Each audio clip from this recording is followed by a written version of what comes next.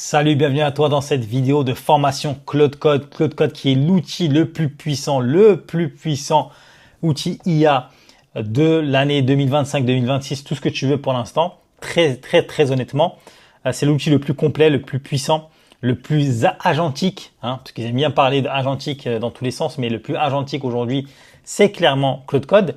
Je vais te transmettre dans cette vidéo tout ce que j'ai vu durant, je dirais, les deux, trois derniers mois. Comme tu peux le voir ici, ça c'est ma consommation et mon utilisation de Claude Code en réel. C'est mes stats, c'est un peu comme les stats GitHub. Et donc là, tu peux voir que sur les 61 derniers jours, j'étais très actif.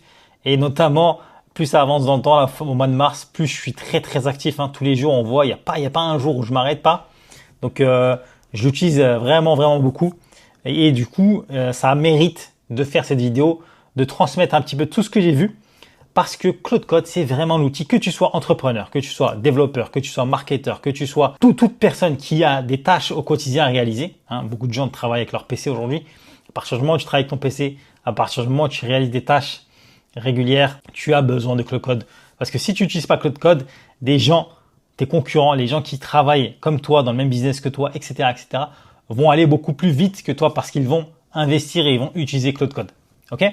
Donc, avant de commencer, avant d'aller plus loin, je te demande juste de t'abonner, de liker cette vidéo et à la fin, tu me fais un commentaire parce que cette vidéo, je vais vraiment tout te transmettre et ça va être vraiment incroyable.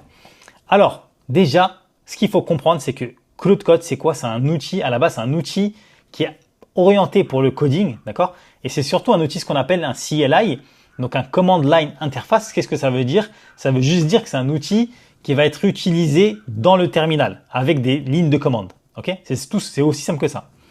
Et donc, c'est un outil qui va travailler dans le terminal, comme tu as pu le voir ici. Ici, c'est Claude Code là qui tourne, tu vois, Claude Code. Donc, c'est vrai que ça peut faire peur au démarrage, mais tu vas voir que dans cette vidéo, justement, je vais t'amener d'un niveau beginner jusqu'à un niveau quasiment héros pro sur Claude Code, avec toutes les fonctionnalités et surtout les meilleures, puisqu'il y en a beaucoup, mais je t'ai tiré et je t'ai filtré tout ça, comme ça, tu n'as pas besoin de le faire. Et donc, voilà, c'est un outil CLI qui permet de mettre des lignes de commande dans le terminal. Mais tu vas voir qu'il y a plusieurs manières de l'utiliser. On va voir quelles sont les manières d'utiliser aussi qui sont beaucoup plus simples. Et contrairement aux autres IA, ChatGPT, etc., c'est pas un outil qui tourne sur un navigateur web. D'accord? C'est pas un chat sur lequel tu vas chatter avec un navigateur web. Là, ce qui est vraiment la grosse puissance de Claude Code, c'est quoi? C'est que c'est un outil qui travaille sur ton PC. D'accord?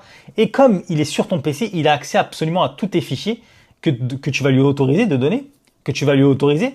Et donc, par exemple, si tu travailles sur un projet de développement, et ben forcément, si tu lui donnes accès, vu qu'il travaille sur ton PC, il va avoir accès à tous les fichiers, il va comprendre le contexte beaucoup plus facilement et beaucoup plus complètement que si c'était sur un navigateur web. Donc ça fait sens, c'est logique, mais c'est ce qui donne la puissance de Claude Code. Maintenant, ce qu'il faut comprendre de Claude Code et pourquoi c'est très puissant et ça marche beaucoup mieux que la plupart des autres, je dirais IA qui permettent, en tout cas qui s'estiment être des concurrents à Claude Code, parce que Claude Code, en fait, dans Claude Code, il y a cette notion d'agentique. C'est quoi la notion d'agentique? C'est tout simplement la notion d'autonomie, c'est-à-dire que l'agent IA, il va faire une action, mais il va surtout aussi vérifier cette action et voir si elle est cohérente par rapport au contexte et par rapport à la commande et au prompt qui a été donné par l'utilisateur. Ok? Donc là, l'utilisateur, il est ici, il va faire une demande, donc il va balancer un prompt, tout simplement, crée-moi une application mobile. Et donc, Claude Code, qu'est-ce qu'il va faire? La manière dont ça a été pensé, en tout cas les modèles, comment ils fonctionnent aujourd'hui de Claude Code, c'est on va planifier les actions qu'on va réaliser pour pouvoir répondre aux besoins de l'utilisateur. Mais c'est pas tout. Donc, il y a le plan et il y a ensuite les actions. Donc, pour chacun des points du plan, il y a des actions qui vont être exécutées. Ok? Et au fur et à mesure de l'avancement, on va boucler de manière autonome jusqu'à ce qu'il y ait un succès. C'est-à-dire qu'en fait, c'est un agent qui est ultra intelligent. D'accord? C'est ça la grosse puissance de Claude Code. C'est que dans tous les modèles qu'il y a, et notamment le modèle Opus, on va voir la différence entre les modèles par la suite, mais c'est qu'il y a vraiment ces allers-retours et cette notion de loop. Et tu vas le voir quand on va utiliser Claude Code, qu'il a la capacité vraiment de bien comprendre ton contexte, comme il fonctionne sur ta machine, encore une fois. Il va comprendre ton contexte, il va détailler et séparer bien évidemment, bien correctement toutes les étapes et ensuite il va lancer les actions. Ok? Et enfin, il va observer, c'est-à-dire qu'il va voir si à chaque fois qu'il va faire des actions, il va ensuite réaliser des actions d'observation. Si par exemple c'est une application, il va essayer de builder l'application, la lancer, etc. Voir si tout fonctionne bien et si ça fonctionne pas, il va recommencer et il va rentrer dans son planning, il va remettre des étapes, lancer les actions correctives et jusqu'à ce que ça fonctionne. Ok? Donc ça, c'est vraiment la grosse, je dirais, couche d'intelligence qui a été ramenée dans Claude Code, notamment avec les différents modèles. Maintenant, parlons des modèles. Les modèles, il y a différents types de modèles, d'accord? Et ce qu'il faut retenir, parce que les modèles, en fait, il y en a beaucoup, mais ce qu'il faut retenir, c'est que Opus, le modèle Claude Opus, c'est le modèle qui va te permettre de faire des tâches ultra complexes, qui va réfléchir, qui va prendre son temps, qui va analyser, qui va faire des recherches, etc., etc. Donc celui-ci, tu peux l'utiliser quand tu fais du code, quand tu as besoin de faire des analyses, des recherches, quand tu as besoin vraiment de faire fonctionner le côté thinking de Claude Code. Ok? T'as pas besoin de l'utiliser quand c'est des tâches qui sont assez simples. Si c'est des tâches bureautiques, si c'est des tâches remplir un Excel, écrire un mail, etc. Ça, c'est des tâches qui sont assez basiques. T'as pas besoin d'utiliser Opus pour faire ça. Là, tu pourras utiliser par exemple Sonnet. Sonnet qui est beaucoup plus rapide que Opus, mais par contre qui a moins cette complexité. D'accord? Il va faire moins de recherches que Opus. Et forcément, ça a un impact également sur le prix. Donc Sonnet et Opus, ils ont des tarifications différentes et c'est ce qu'on va voir juste après. Maintenant, on va s'intéresser à comment on installe Claude Code. D'accord? Donc ce que j'ai dit jusqu'à présent, c'était un peu théorique. Maintenant, on va rentrer un peu plus dans le vif du sujet. Comment on installe concrètement Claude Code? Donc tu as plusieurs possibilités. La première, c'est de passer par le NPM, d'accord, le Node Package Manager, et de faire cette commande-là. Moi, j'utilise maintenant plus la commande qui est directement sur le site Claude Code. Voilà, moi, j'utilise plutôt cette commande-là qui va nous permettre d'installer directement Claude Code. Donc là, tu vas pouvoir copier cette commande bash, ok, et tu vas aller ouvrir un nouveau terminal. Voilà, là, on est sur un nouveau terminal et tu vas tout simplement coller cette commande et appuyer sur Entrée. Donc, moi, j'ai déjà installé, donc je vais m'arrêter là, mais toi, tu vas suivre et ça va installer directement Claude Code sur ta machine. Que tu sois sur Windows, que tu sois sur Mac, etc., aucun problème. Ensuite, la deuxième étape qu'il va falloir faire, ça va être le login. Donc, Claude Code, c'est un outil qui est payant. Okay, il y a des manières de l'utiliser gratuitement, mais c'est pas, tu vas pas bénéficier de la même puissance de calcul que les modèles dont on a parlé. Donc, Claude Code, on va voir comment on va pouvoir faire pour se loguer et surtout comment payer comment payer ce service-là, quels sont les tarifs, etc. Donc, la première des choses qu'il va falloir faire, c'est Claude Login. Okay? Donc, dès lors que tu as installé Claude, tu vas pouvoir lancer la commande Claude ici comme ça et tu vas pouvoir faire le Claude Login qui va te permettre de t'identifier et de te connecter. Moi, je suis déjà connecté, du coup, c'est normal qu'il me demande, je vais refaire ici, hop, login. Voilà. Quand on fait login, ce qui se passe, c'est qu'il va nous proposer plusieurs options. La première, ça va être l'abonnement. Pro, Max, Team, etc. Donc ça, c'est pour les gens qui ont des abonnements. Et la deuxième, ça va être l'API Usage Billing. Donc, pour faire le récap de ce qu'il y a, en fait, ici, tu vois, tu as la partie pricing. Et donc, le max plan, moi, je suis sur le max plan, par exemple. Le max plan te permet d'utiliser, on va dire, de manière pseudo illimitée Claude Code pour un montant que tu vas payer qui sera toujours le même tous les mois. D'accord? Donc là, par exemple, si on va sur les pricing ici, hop, voilà, le max 5X, il est à $100 par mois. Ce qui fait que tous les mois, tu vas payer exactement le même montant, $100 par mois, que tu utilises Claude Code ou pas. D'accord?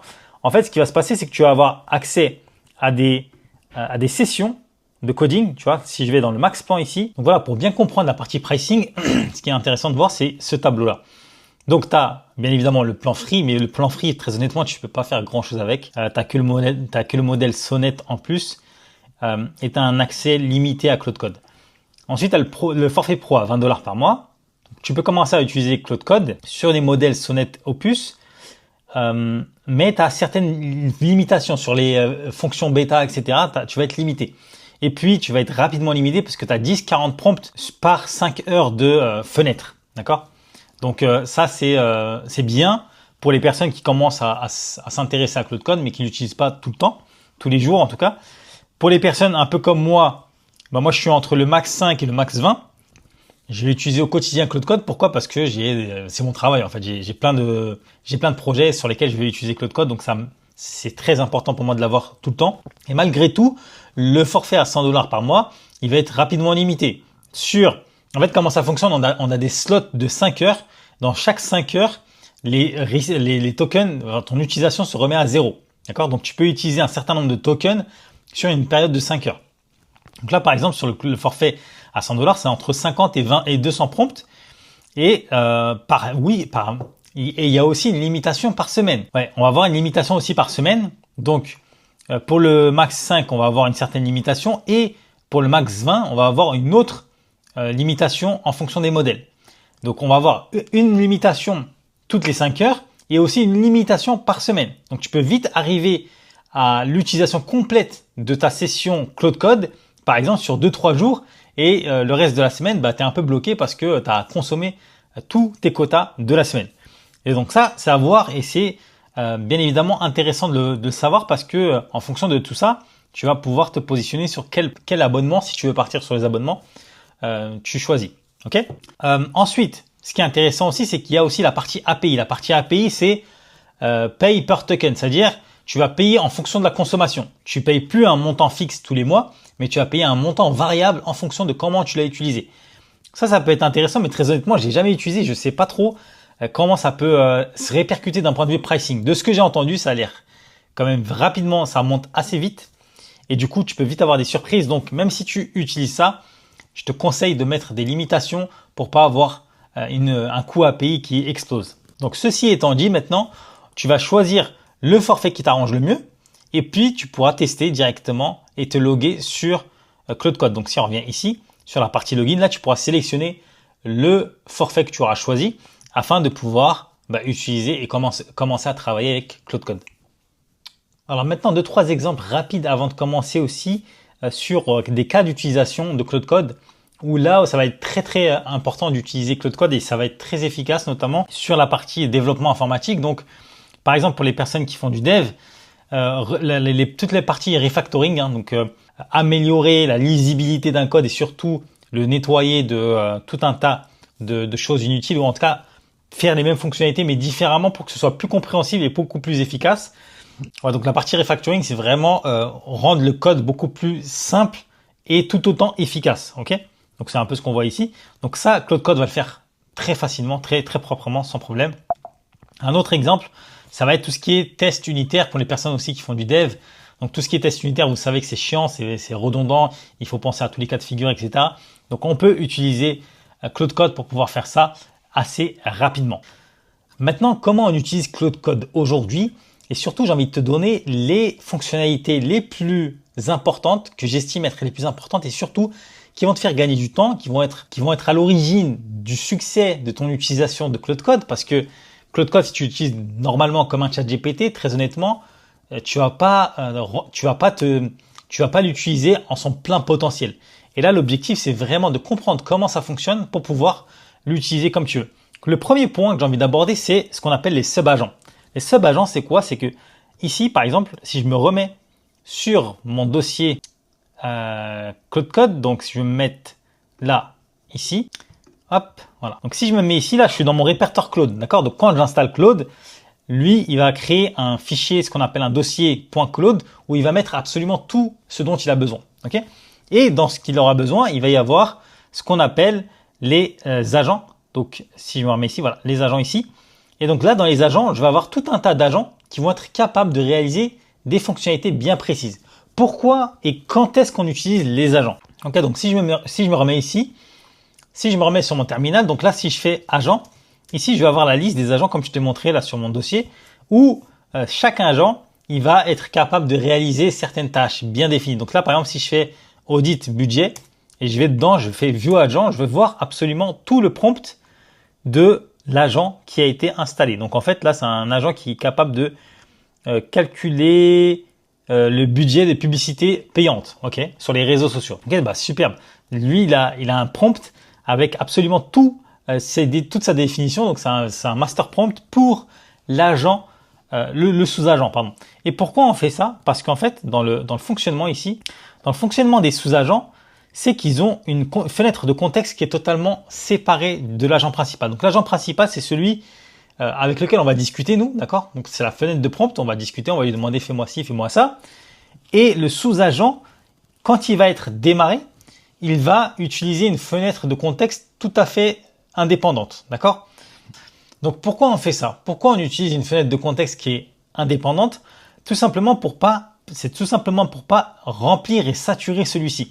Parce que celui-ci, donc là, si je me remets sur mon agent ici quand je parle avec lui, il va commencer à remplir sa mémoire avec un contexte, ok? Pour pouvoir comprendre de quoi on parle, qu'est-ce que l'utilisateur veut. Ok, il m'a demandé ça au début, ensuite il m'a demandé ça. Et en fait, c'est comme si tu avais un bureau, d'accord? Et dans ton bureau, à chaque fois, tu vas rajouter des livres, ok? À chaque fois, tu ramènes des livres, tu ramènes des livres, tu ramènes des livres. Et ça, c'est tes informations. Les livres, c'est les informations que tu vas donner à ton prompt au fur et à mesure. Et donc, le bureau, il a une certaine taille limite. À chaque fois que tu vas rajouter des livres, ça va prendre de la place. Et au bout d'un moment, les premiers livres que tu auras mis, ils vont commencer à tomber du bureau. Et ben, c'est exactement la même chose pour le contexte. C'est comme ça qu'il faut le comprendre. C'est-à-dire que à chaque fois que tu vas donner des informations et que tu vas prompter ici dans ton agent principal, et ben, tu vas remplir ce bureau-là. Et au fur et à mesure, il va plus se souvenir des premières informations que tu auras données et demandées. Du coup, c'est pour ça qu'on utilise les sous-agents pour éviter de saturer cette mémoire, et pour pouvoir justement garder un certain contexte qui soit plutôt clair. Et du coup, quand je vais lancer un agent, lui, il aura un contexte tout à fait différent. Donc, c'est comme si je relançais en fait un Claude Code, mais indépendant. Ok?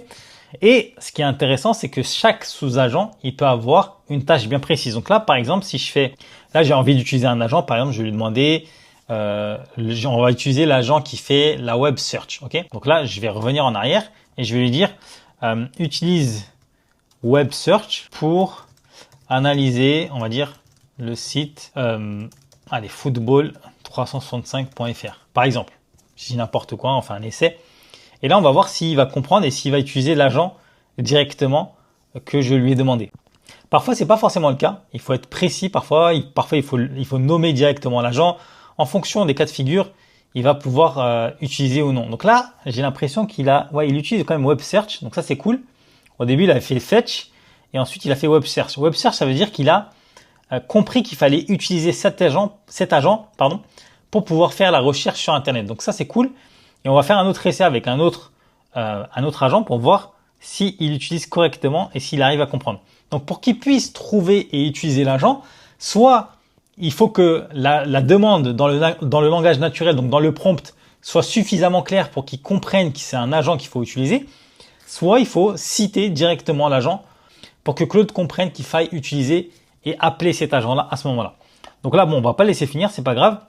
Si je reviens sur ma liste d'agents, ici, donc là, je vais avoir d'autres agents. Par exemple, je vais avoir Explore Codebase. Ok, on va faire ça, on va utiliser. On va revenir là et je vais lui dire use the Explore Codebase agent. Donc là, je vais le citer, je vais lui dire de faire ça. And tell me what's the application. Je vais lui donner un chemin, d'accord? Ok. Et je vais lui donner le chemin. Donc dans mon répertoire, c'est document code /all clip. Donc en gros, je lui dis quoi? Je lui dis ok, utilise l'agent qui est capable d'explorer des codebases pour pouvoir m'expliquer ce que fait tel ou tel produit, tel ou tel projet. Ok? Donc ça, c'est intéressant quand par exemple on veut récupérer le travail de quelqu'un d'autre et d'avoir une explication rapide, un résumé rapide de ce que fait l'application.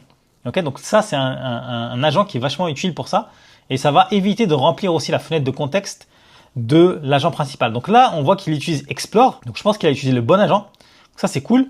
Et là, il est en train de tourner. Donc là, il va consommer des tokens pour pouvoir analyser. Donc là, tu vois, il est en train de lire le README. Il est en train de lire absolument tout le codebase et il a compris comment il fallait faire. Donc ça, c'est cool. Il a compris qu'il fallait utiliser l'agent pour pouvoir le faire. Donc moi, ça m'économise. Enfin, ça me permet de save et d'avoir une fenêtre de contexte là ici qui est plutôt simple, plutôt compréhensible. Et ça va lancer l'agent dans une autre fenêtre de contexte. Et surtout, ce qui est important, c'est que une fois qu'il a terminé, il va tout simplement notifier l'agent principal de ce qu'il aura trouvé et va lui donner le résultat. Ok, donc ça, on va dire que c'est la première skill qui est vraiment importante de comprendre et d'utiliser à bon escient pour pouvoir vraiment utiliser Claude Code à souhait et de la meilleure des manières. Ok, donc là on voit qu'il continue à faire son travail, donc je vais peut-être l'arrêter ou peut-être qu'il va être rapide, on va voir. Ok, donc là finalement il a terminé son job, donc il est parti vérifier, il m'a fait une analyse complète. Donc par exemple là c'est top pour une personne qui ne comprend pas forcément ce que fait une application, d'utiliser cet agent pour pouvoir avoir un résumé rapide de ce que fait l'application et d'avoir toutes les informations directement en un seul coup d'œil. Ça c'est vraiment top. Donc voilà pour les agents. Donc ensuite on va avoir la deuxième fonctionnalité la plus importante pour moi, si ce n'est même la première je dirais, ce sont les skills, ce qu'on appelle les skills. Donc les skills c'est quoi? C'est tout simplement des outils qu'on va venir donner à Claude pour qu'il soit de plus en plus performant et qu'il soit vraiment comme un couteau suisse en fait, qui a plusieurs outils dans son attirail, on va dire. Et là, ça va être exactement la même chose parce que ce qui est intéressant, c'est que comme on est dans une communauté quand même assez open source malgré tout, et ben les skills, il y a plein de développeurs qui ont développé des skills et toi-même, tu pourras créer tes propres skills si tu as des process spécifiques, si tu as des manières de travail qui sont vraiment spécifiques à toi. Tu vas pouvoir créer ce genre de choses.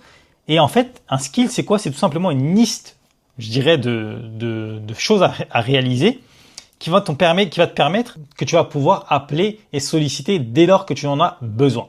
Je te montre à quoi ça ressemble concrètement. Donc là, par exemple, je reviens là. Ici, par exemple, je vais avoir ce qu'on appelle les skills. Donc par exemple, ici, je vais avoir le skills. Ok, donc là, il va me lister tous les skills que j'ai. Ok, donc ça, c'est tous les skills que j'ai mis en place dans mon installation de Claude Code. Donc encore une fois, pour rappeler, tout ce que tu vas faire sur Claude Code, ça va rester sur ta machine, d'accord? Donc tout ça, ça va être sur ma machine. Ok, donc par exemple, je vais lui demander de faire appel à un skills et tac tac tac. Donc en fait, un skills, c'est quoi? C'est tout simplement, si on va dans le détail, si je reviens ici dans mon explorateur, boum, ici dans Claude, non, c'est pas celui-ci, c'est voilà, ici dans Claude, j'ai un répertoire qui s'appelle skills.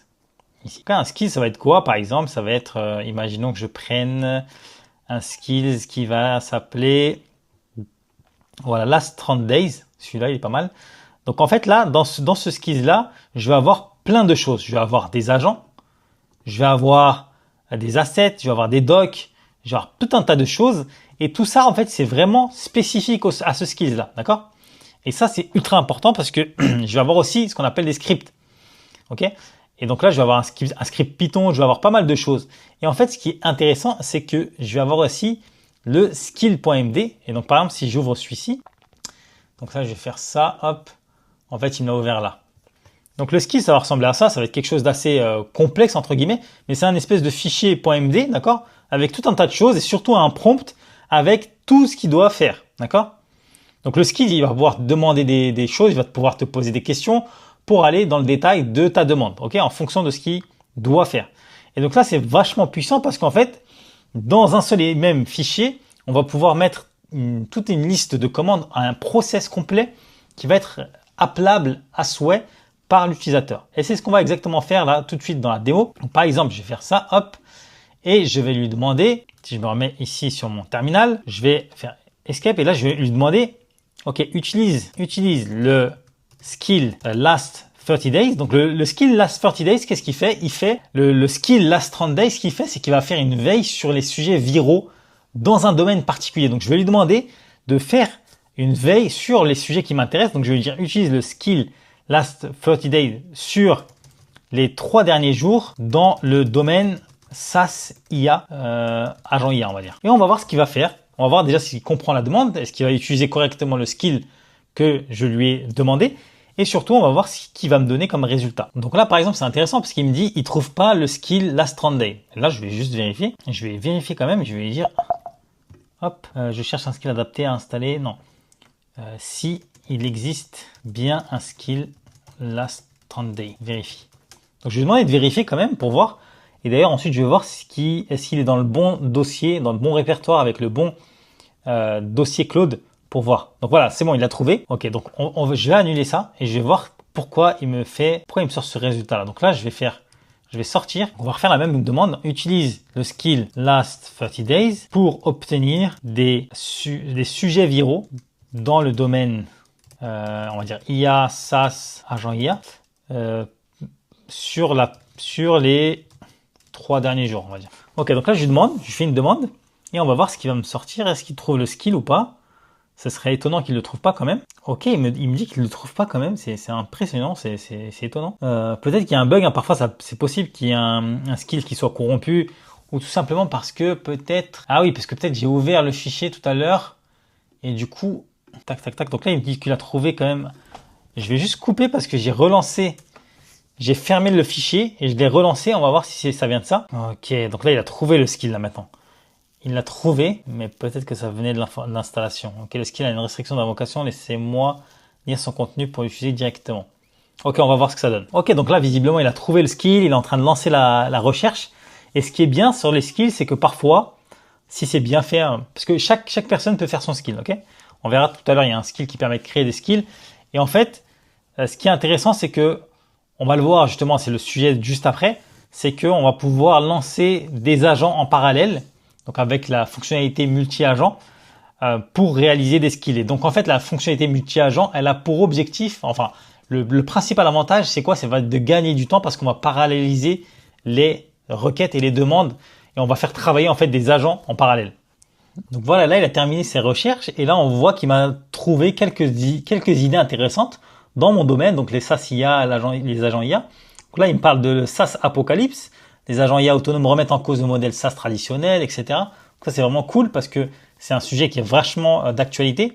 Et donc là il me sort même cinq sujets intéressants. Le virage des investisseurs VC, multi-agent système, orchestration, Maltbook, donc c'est le réseau social d'agents, donc ça fait un petit moment, mais quand même.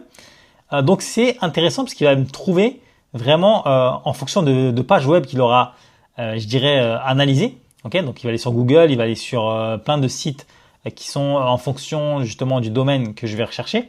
Et donc ça me permet d'avoir, par exemple, je pourrais mettre en place un système qui me permet de réceptionner ou en tout cas d'avoir différentes idées de sujets à traiter dans mon domaine. Et ça peut être un agent qu'on pourrait mettre en place pour des clients, pour des potentiels clients, dans n'importe quel type de niche, les veilles réglementaires, les veilles législatives, les veilles étatiques, enfin bref, il y a plein de veilles qu'on pourrait mettre en place ou même les nouvelles qui ont un impact sur la bourse pour pouvoir anticiper des positions. Donc tout ça, ça pourrait rentrer dans ce genre de cas de figure et d'utilisation de ce skill-là. Ok, donc le skill, c'est quoi? C'est tout simplement une procédure qu'on va pouvoir appeler dès lors qu'on a besoin de faire quelque chose de précis, de connu et de précis, avec, je dirais, un pattern qui est bien défini à l'avance et ça nous fait gagner du temps sur la partie prompting. Ok? Parce que tout ça, c'est les résultats de tout le prompt qui a été mis dans ce skill-là à l'origine et au départ. Ok? Donc ça, c'est cool. Ensuite, on peut également, il y a un skill qui permet de faire ses propres skills à soi, qui s'appelle Skill Creator. Et si je le lance, par exemple, le Skill Creator, il va me dire quoi?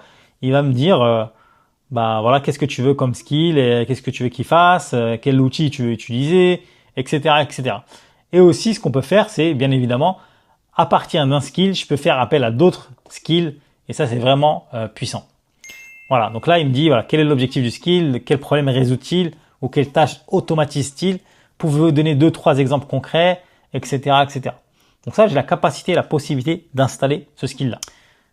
Il y a un site également que tu dois absolument connaître et avoir en tête, c'est ce qu'on appelle le skills.sh. Donc c'est un site qui regroupe et recense tous les skills, enfin tous les meilleurs skills, les skills les plus répandus et qui va te permettre de savoir quels sont les skills qui sont les plus installés, hein, donc qui ont des meilleures réputations, je dirais, qui sont les plus installés et qui vont te permettre tout simplement d'installer ce genre de skill-là. Par exemple, moi, je peux en installer un. Par exemple, s'il y en a un qui m'intéresse, Azure, ça m'intéresse pas trop, mais par exemple, je pourrais très bien installer AI Video Generation, par exemple. Ok, pourquoi pas. Et donc là, en fait, je vais avoir une commande à réaliser. Ok, donc je vais copier ça et je vais la rajouter directement dans mon terminal ici.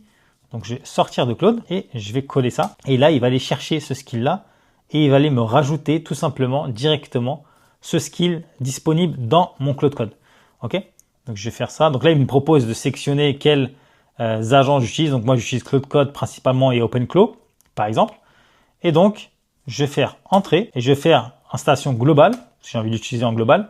Un skill, on peut toujours l'installer soit dans un répertoire Cloud global, ce que je suis en train de faire, soit dans un répertoire Cloud local par projet, si jamais j'ai envie d'utiliser ces skills-là uniquement dans un projet bien défini.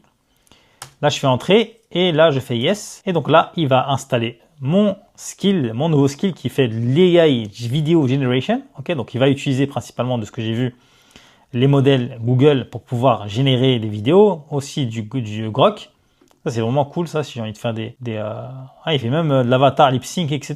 Donc, c'est pas mal du tout. Ok, très intéressant. Et donc, ce que je vais faire, attends, je regarde juste. Ok.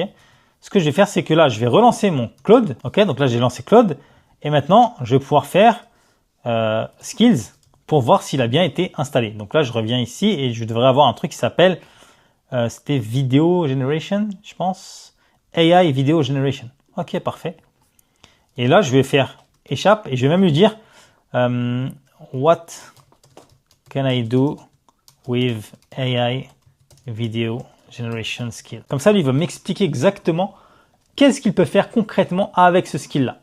Et donc, tu vois, ça, c'est l'avantage du skill. Parce que lui, il y a quelqu'un qui a fait ce travail-là de documenter et de mettre en place tout ça. Si moi, j'avais dû le faire moi-même, faire une conversation à rallonge avec l'agent principal, et du coup, j'aurais consommé énormément de tokens, etc. Alors que là, je peux utiliser le skill qui a déjà les méthodologies, qui a déjà toutes les informations pour pouvoir réaliser ce que j'ai envie. Donc là, par exemple, il me dit, ok, bon, basé sur la description, ce que je peux faire, c'est, je peux faire de la génération de modèles avec tous ces modèles-là, de vidéos, pardon. Je peux faire ça, texte to vidéo, image to vidéo, lip sync, avatar animation, ok. Et là, il va me dire comment tu l'utilises, générer une vidéo de ça, machin, etc. Ok, donc c'est cool. C'est cool. Donc là, forcément, il va peut-être à un moment donné me demander une clé API pour pouvoir utiliser Google. Donc voilà, c'est quoi l'importance et je dirais le plus-value d'utiliser des skills, c'est vraiment c'est un raccourci pour pouvoir aller très vite sur des tâches qui sont très complexes. Ok. Maintenant, on va passer à une de mes fonctionnalités préférées sur Claude Code. Donc alors déjà, premier rappel, cette fonctionnalité, elle n'est pas disponible pour tous les Claude Code abonnements. En tout cas, à l'heure où je fais cette vidéo, d'accord, parce que c'est une fonctionnalité qui est ce qu'ils appellent une fonctionnalité qui est expérimentale. Donc là, par exemple, si je fais agent Teams Claude Experimental avec mon super anglais. Donc voilà, là, il me dit ça, tac, production ready system, ok. Et je vais juste voir. Voilà, tu vois, là, il dit que c'est différent des agents team, hein, des sub-agents, pardon, parce que each teammate can communicate with other teammates. Donc, bon, ça, on en parlera juste après. Mais moi, ce que je voulais savoir, c'est juste dans quel si je fais subscription là, non, il ne le parle pas, mais je crois que c'est pas disponible en tout cas dans tous les modèles d'abonnement. Ok, donc là je sais pas s'il me le met. Ouais, ok, donc là il me le met pas forcément, mais à confirmer, donc à voir. Ok. Ah oui, si il me le dit là, tac. Si visiblement il y est dans le pro hors max. Ok, donc visiblement il y est. Donc il y a une technique pour pouvoir l'activer. Pour pouvoir l'activer, il suffit d'aller dans son fichier là, dans son dossier Claude. On va revenir ici, ok, dans le répertoire Claude.Claude, dans les settings, on va ouvrir le fichier settings, ok, donc je te le mets ici. Et là, on va avoir une ligne de commande qui va nous permettre d'utiliser notamment cette fonctionnalité expérimentale. Donc voilà, c'est une variable d'environnement qu'il faut mettre à 1 et qui permet d'utiliser cette fonctionnalité expérimentale, ok. Si on n'a pas ça, on n'aura pas la possibilité d'utiliser cette fonctionnalité-là. Alors, je vais te donner un exemple concret pour que tu puisses comprendre quelle est la puissance des agents team. Ok. Donc, on va le faire rapidement. Là, si je reviens ici. Donc, voilà, par exemple, ici, moi, ce que j'ai fait, c'est que j'ai fait un prompt pour pouvoir récupérer ce qu'on a fait un peu tout à l'heure avec les meilleures idées, tendances sur un sujet particulier. Donc là, je lui ai dit, je veux que tu me crées une routine chaque matin avec une équipe d'agents. Donc là, je précise une équipe d'agents qui vont utiliser les skills find 30 days, d'accord, pour récupérer et chercher des idées de contenu sur les SaaS et l'IA, coding, tous les matins à 7 heures. Ensuite, on crée du contenu pour ma chaîne YouTube et Instagram. Organise-toi et délègue à tes agents. On peut lancer un premier test maintenant. Ok, donc parfait. Donc là, il s'organise, il commence à faire, je vais organiser le plan. Donc il fait son plan, très bien, pas de souci. Et là, il va commencer à lancer différents agents. Donc là, il lance un premier agent qui s'appelle Trend Researcher, YouTube Creator et Instagram Creator. Donc il va lancer un agent qui va faire la recherche, un agent qui va créer des contenus pour Instagram et un agent qui va créer des contenus pour YouTube. Donc là, on voit déjà la logique qu'il a bien différencié les réseaux sociaux, il a bien différencié les types de tâches. Et en fait, quand je lui ai demandé ça, au fur et à mesure, ce qui se passe, ce qu'on a vu tout à l'heure, c'est que les agents, ils vont communiquer entre eux. D'accord? Donc notamment, les différents agents vont communiquer avec l'agent principal et surtout, ils vont s'exécuter en parallèle. D'accord? Donc, à chaque moment, un agent peut terminer et avertir les autres qu'il a terminé son travail. Donc, c'est exactement ce qui va se passer. Donc, l'agent Trend Researcher est en train de scanner le web pour les tendances, etc. Donc là, il a commencé à travailler. Il trouve 10 tendances. Le fichier, il est prêt. Parfait. Et ensuite, il reste les deux agents, YouTube et Instagram Creator, qui vont créer les contenus à partir de ce que lui a trouvé. Donc déjà, il a compris qu'il fallait que lui finisse en premier son job pour pouvoir lancer les deux autres. Ce qui est logique. Et donc là, on va avoir les deux agents travailler en parallèle. Ça, c'est magnifique. Donc déjà, quand on travaille en parallèle, on gagne énormément de temps. Okay, parce que ça, c'est une tâche comme ça peut prendre facile 20-30 minutes en fonction de l'envergure de la tâche, bien évidemment. Mais ça peut prendre du temps d'aller chercher les informations sur le web, etc. Donc là, on a vu que voilà, il a continué à avancer. Il a continué à avancer. Instagram Creator, lui, il a créé ses tâches, etc. OK. Et ensuite, YouTube Creator a terminé également. Et là, il me fait un résumé de ce qu'il a fait. YouTube, 3 vidéos avec script complet. Donc, SaaS Apocalypse, Agentic Engineering, etc., etc. Et pareil pour Instagram. Top. Magnifique. Et donc, on a absolument tout ce qu'il fallait grâce à cette fonctionnalité Agent Teams qui permet de lancer les agents en parallèle. Et donc là, si je reviens ici, je vais ouvrir les fichiers qu'il m'a générés. Donc là, par exemple, sur les tendances. Donc les tendances, il a trouvé tout ça. Le lancement de Claude Cowork a déclenché une vente massive d'actions SaaS effaçant 285 milliards de capitalisation boursière en une seule journée. Incroyable. Donc là, on voit bien qu'il a compris le fait de travailler avec des données réelles et actuelles. Okay, donc je veux pas qu'il me sorte des données d'il y a 30 jours ou même l'année dernière. Hein, okay, et donc là, il me fait le script pour YouTube directement. Okay, avec le script complet. Donc ça c'est les tendances, pardon, ça c'est les tendances. Et là, il y a les scripts. Le script pour YouTube, il est là, avec le script complet. Et donc, si je peux faire ça avec moi, mon travail de créateur de contenu, eh ben, n'importe quelle personne qui travaille aujourd'hui, un ingénieur, un développeur, un entrepreneur, une secrétaire, peu importe le type de profil, on peut réaliser ce genre de tâches ultra facilement et ultra, je dirais, efficacement, parce que là, on va être d'une efficacité redoutable. Et c'est pour ça que je disais, que j'aime bien dire que tu vas pas perdre ton job à cause de l'IA, mais tu vas potentiellement perdre ton job à cause d'une personne qui utilisera l'IA mieux que toi. Tu vois, c'est pour ça que c'est important de se former, parce que le fait de l'utiliser comme ça, ça va te permettre de gagner en efficacité, en productivité. Et là, je vais avoir pareil pour Instagram. Là, il me crée directement les différents sujets. Magnifique. Magnifique. Donc, avec toutes les slides, etc., etc. Donc, voilà.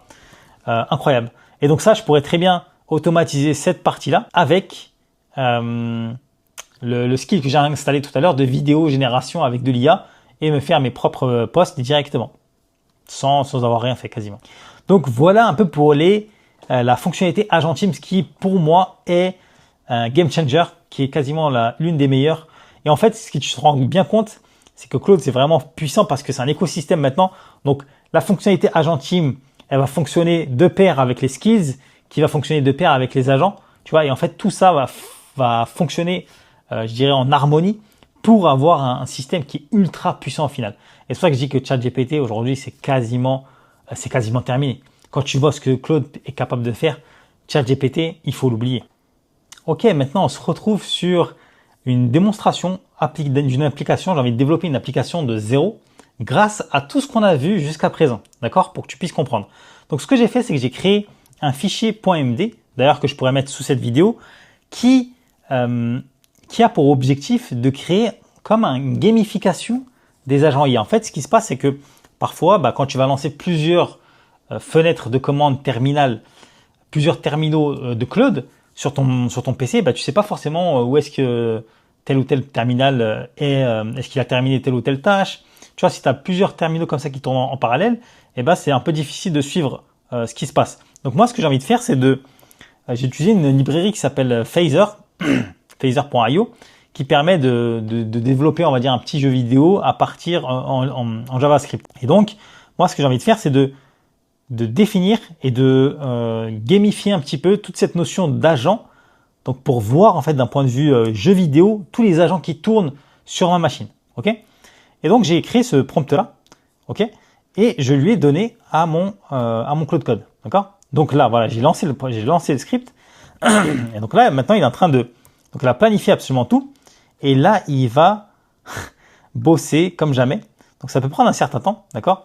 Mais on va voir ce que ça va donner. Et surtout, on va voir s'il arrive à faire ce que j'ai envie qu'il fasse. Et là, je vais demander également dans ce prompt d'utiliser tout ce qu'on a dit, hein, c'est-à-dire les agents team. Normalement, je devrais l'avoir. Ouais, il y a un team lead agent, etc. Unblocking all over agents. Donc c'est un team lead qui va gérer tout ce projet-là pour moi. Et c'est lui qui va me rendre des comptes, entre guillemets, par la suite, quoi. Voilà, tout ça, c'est des différents agents. L'agent state, l'agent card, l'agent caractère, etc. Ils ont tous des agents qui vont travailler de manière parallèle pour pouvoir avancer plus vite sur cette partie-là. Donc ça, c'est le prompt qui est assez complet. OK? Et on va voir ce que ça donne. Donc là, il y a plein d'étapes. Ça peut prendre un certain temps. Donc je vais parfois mettre pause un petit peu la vidéo pour aller plus vite. Mais l'idée, c'est que je laisse tourner et on va voir ce que ça donne juste après. Ok, on se retrouve ici. Donc là, il a terminé de bosser. Ok, parfait. Donc il a créé une application web Next.js. Et là, on voit les différents agents, ok, avec les différentes personnalités, enfin les différents agents qui bougent, qui sont en train de faire des tâches, etc. Ok, pourquoi pas. Donc là, moi, ce qui va m'intéresser, c'est surtout de savoir, parce que là, je pense qu'il a mis des datas de simulation. Moi, ce qui va m'intéresser, c'est surtout de savoir quels sont les agents qui tournent réellement sur ma machine et potentiellement qu'est-ce qu'ils sont en train de faire pour que je puisse savoir, ok, quel agent fait quoi. S'il y en a qui foutent rien, je vais les mettre au boulot. Hein, je vous le dis, moi, ça va pas être la fiesta, quoi. Ça va pas être 25 jours de congés payés, etc. Hein, non, il y a pas ça ici. Donc là, je vais devoir faire un deuxième prompt pour préciser exactement ce que j'attends dans ce fonctionnement-là. Donc là, je reviens sur sur ma fenêtre de terminal, pardon. Et là, je vais lui dire, donc ça, c'est le résultat de ce qu'il a fait tout à l'heure. D'ailleurs, je pourrais voir juste combien de temps il a mis pour faire tout ça. Il a mis 10 minutes. Il a bossé pendant 10 minutes. Et ça, c'est notamment grâce au fait d'avoir les agents en parallèle. Donc là, je vais lui faire un vocal pour lui dire, ok, alors, j'aimerais que tu utilises uniquement et seulement les agents, donc les instances Claude Code qui tournent réellement sur ma machine. Et j'aimerais que tu indiques sur l'application quelle est la tâche en cours avec un titre, un résumé de la tâche en cours sur chacun des agents. Et dès lors qu'il y a un agent qui ne fait rien, fais-moi signe avec une notification. Encore une fois, tu peux utiliser autant d'agents que tu veux pour faciliter et accélérer ton travail. Voilà, toujours préciser ça, comme ça, il va le faire naturellement et puis il va pas surtout ne pas oublier de le faire. Et donc là, on va voir ce qu'il va me donner. On va attendre encore un peu, voir ce que ça donne et surtout avoir le résultat final. Donc là, ce qu'on peut déjà dire, c'est que là, on a quand même une interface jeu vidéo. Donc là, pour l'instant, il n'a pas forcément mis de commandes. Ah si, il a mis des petites commandes, visiblement. Donc là, il est parti sur le deuxième prompt. On va voir jusqu'à la fin ce que ça donne. Et puis, je vais juste mettre pause le temps que ça tourne. C'est incroyable. Ça fonctionne, les gars. Ça fonctionne. Donc là, on voit clairement... en fait, il n'a pas terminé de bosser. Hein. Il n'a pas terminé de bosser, pardon. Mais on voit mes 4 agents qui sont en train de bosser là. Ça, si tu regardes ici, là, hop, je vais réduire ça. Donc là, hop, il est en train de bosser. Donc j'ai mes 4 agents, le team lead, le back-end dev, le game dev, les notif dev, qui sont en train de bosser. Donc là, je les ai ici. Hein. Je les ai, ils sont en train de bosser. Alors si je peux remonter un petit peu, peut-être que j'aurai le nom. Voilà, le notif dev, par exemple, qui est là. Il a terminé, etc. Et là, et on voit qu'il y en a un qui est en train de bosser, donc c'est le game dev. Les autres, ils sont en arrêt. Et on voit qu'ils sont tous là. C'est pas un délire de fou quand même là, c'est incroyable. Ça, je vais l'utiliser pour pouvoir bosser dessus directement. Ça va être génial, ça va être incroyable. Et en fait, ça va m'aider aussi à voir toutes mes instances de Claude Code. Donc là, pour l'instant, ce qu'il fait, c'est qu'il m'affiche une instance de Claude Code. Parce que moi, j'en ai plusieurs qui tournent là et il n'en a affiché qu'une seule, ce qui est normal pour le moment. Ça, je vais lui demander par la suite. Mais en gros, voilà. Donc là, il a terminé. Et il a bien compris parce que... Alors, on va voir ce qu'il fait après. est-ce qu'il va tuer justement du coup les agents ou pas? Parce que normalement, quand il finit la tâche, les agents devraient disparaître les uns à la suite des autres. Et on va voir si ça se met à jour ou pas. Mais en tout cas, les 3 agents se sont arrêtés. Il ne reste que le team lead. Moi, je ne délète pas l'équipe car le jeu en a besoin pour lire les données. Ah, ok. À la place, laissez-moi vérifier que le dev serveur tourne encore. Ok, très bien. Ok, donc là, c'est voulu. Il n'a pas supprimé les différents membres de l'équipe. Ça, c'est voulu. Mais on voit qu'on est capable, en 2 prompts, les gars, de pouvoir générer une application assez intéressante. Et surtout, c'est un jeu vidéo, en fait. Donc là, on pourrait rajouter des fonctionnalités de jeu. Bon, là, pour l'instant, il n'y a rien qui fonctionne, bien sûr, mais je pourrais rajouter des manipulations, des choses, etc. Et on voit que les 4, est-ce qu'il a terminé? On va voir s'il se met en idle, le game dev, là, pour voir s'il finit ou pas. Tac, tac, tac. Donc, il a toujours pas fini. Enfin, là, il indique pas l'arrêt. Ok, pourquoi pas. Même si je fais un refresh, enable notification, aussi, on va enable ça, là. Hop. Je vais demander de me mettre des notifications aussi tout à l'heure. Donc, on va voir. Si je rafraîchis, ah, là, on voit que le team lead maintenant. Ok. Et là, il en a idle. Donc là, on est bien rafraîchi. Les autres agents ont été tués. Donc ça, c'est vraiment cool. C'est vraiment cool. Peut-être qu'un truc que je peux faire pour rajouter encore plus de complexité, mais j'ai pas envie de faire une vidéo non plus trop longue, mais ça pourrait être de lui demander de voir si éventuellement il a accès à tous les terminaux. Donc ça, je vais lui demander quand même parce que ça peut être intéressant. Donc, je reviens ici et je vais lui dire, tac, tac, tac. Est-ce que tu es capable de m'afficher exactement toutes les instances de Claude Code qui tournent sur ma machine pour que je puisse savoir quelles sont les instances qui sont en train de travailler, qui ne font rien. Et j'aimerais que lorsque je clique sur un personnage, que ça m'ouvre le terminal en question. Pourquoi pas, on va essayer. Soyons fous. On va voir. Mais ce serait vraiment cool parce que moi, j'ai beaucoup de terminaux avec différentes instances de Claude qui ont travaillé sur différents sujets.